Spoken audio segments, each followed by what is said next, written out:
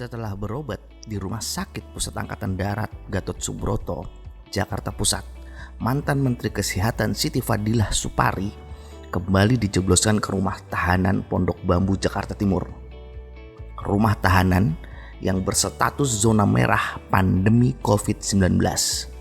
Ada 50 orang positif corona yang sedang diisolasi di sana. Padahal mantan Menteri Kesehatan di zaman pemerintahan SBY periode 2004-2009 ini berumur 71 tahun. Juga mempunyai beberapa penyakit kronis yang artinya sangat rentan terkena virus corona.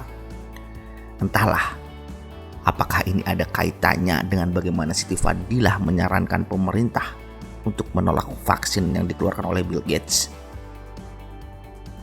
Penolakan itu disampaikannya secara gamblang dalam podcast Deddy Corbuzier beberapa hari yang lalu, yang kini sudah ditonton oleh 3,3 juta viewer.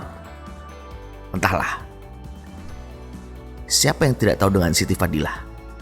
Beliau satu-satunya Menteri Kesehatan Indonesia yang vokal menentang kebijakan WHO.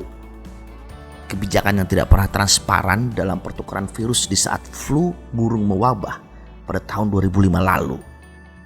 Kemudian di tahun 2006, pandemi flu burung berhasil dihentikan dengan desakan transparansi informasi pertukaran virus yang dilakukan oleh Siti Fadilah kepada WHO beserta negara-negara anggota di dalamnya, bukan dengan vaksin. Jadi, pandemi flu burung dihentikan dengan transparansi informasi, bukan dengan vaksin.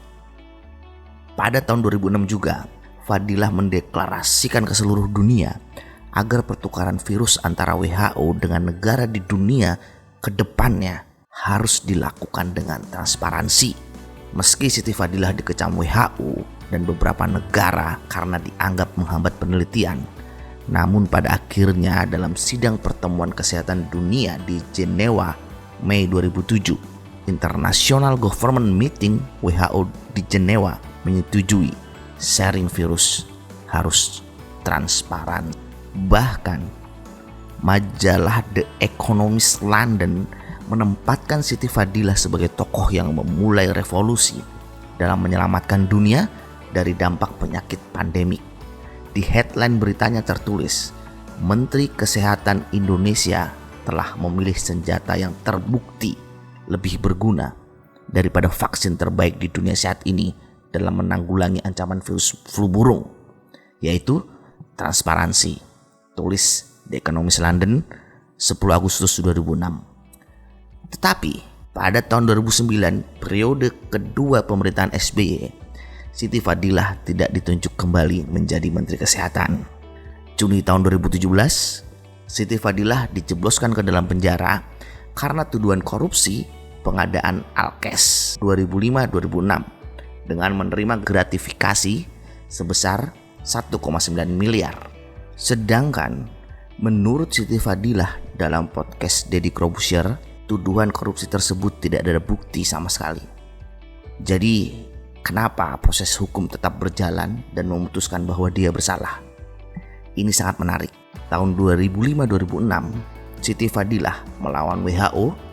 Kemudian di tahun 2009, beliau tidak lagi menjadi Menteri Kesehatan. Pada tahun 2015, Bill Gates memberikan pernyataan ke dunia bahwa pada tahun 2020 akan ada pandemi global. Lalu pada tahun 2017, Siti Fadilah dijebloskan ke dalam penjara.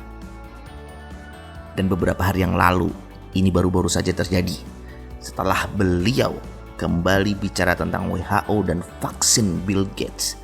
Beliau yang masih dalam kondisi pesakitan dan sedang berobat, kini kembali dijebloskan ke dalam rumah tahanan Pondok Bambu. Kenapa? Apakah di tubuh negara ada WHO dan elit global? Entahlah. Salam anti pecah belah.